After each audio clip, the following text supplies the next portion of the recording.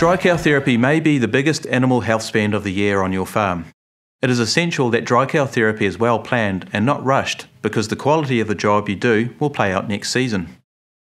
Whether you're administering the dry cow therapy yourself or you have contracted your vet clinic to do it for you, preparation is essential. The key points to confirm before you start drying cows off are: who is doing it, when are we doing it, and what do we need? You will need to work out how many people you need, which is a function of the number of cows you will dry off in one go.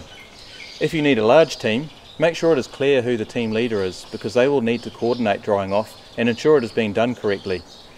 The team leader needs to be empowered to pause or postpone a job if the weather turns or the conditions are unsafe, and have the confidence to provide additional training to staff as the season progresses.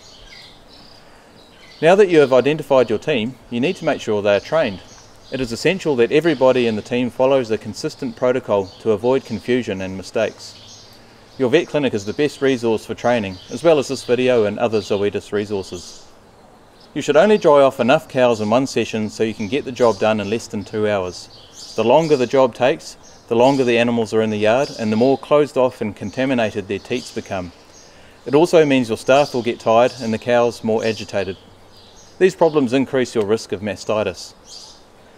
To plan your drying off dates, you need to think about how many cows you can realistically dry off in one day, which is affected by the number of operators you have, how clean the cow's teats are, and how long the cows will be standing in the yard. As a rough guide, expect to dry off about 10 to 25 cows per operator per hour, but really the job should take as long as it needs to do it properly. So 200 cows with 4 operators might take 2 to 5 hours for the job to be done thoroughly. You should also allow for bad weather. Administering dry cow therapy to cows with water running down their teats is a known risk factor for severe mastitis. Many people ask whether milk production should be reduced as cows approach drying off. Zoetis has a guide on preparing cows in the lead up to drying off, available at Dairy Wellness. Dry cow therapy should be administered immediately after the last milking, when the teats are clean and open.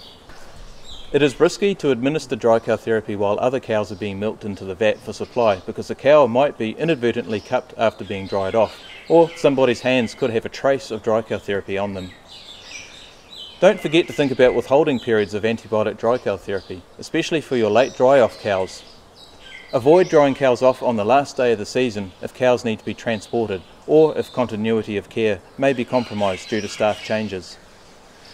If the cows are producing very small volumes of milk, say less than 7 litres per day, the withholding periods of antibiotic dry cow therapies may need to be extended. Talk to your vet. Carefully choose paddocks for cows that have just been dried off. They should be clean, with no bare dirt or lying water. Finally, make sure you have the equipment. All operators should at least have the following things: personal protective equipment, boxes of gloves, milking sleeves or arm-length gloves, aprons or waterproof overalls, make sure you have pockets or holders for syringes, teat wipes, tail paint, etc., and hats.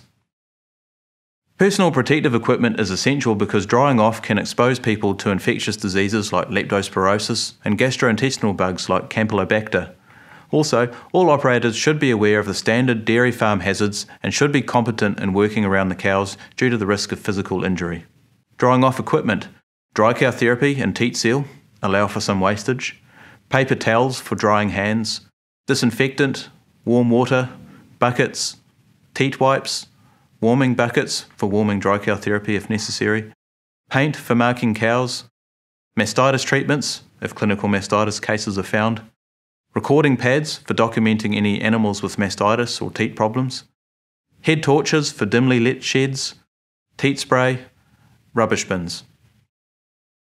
To recap, preparation consists of identifying your team, getting them trained, planning the dry-off dates in advance, and organising your equipment.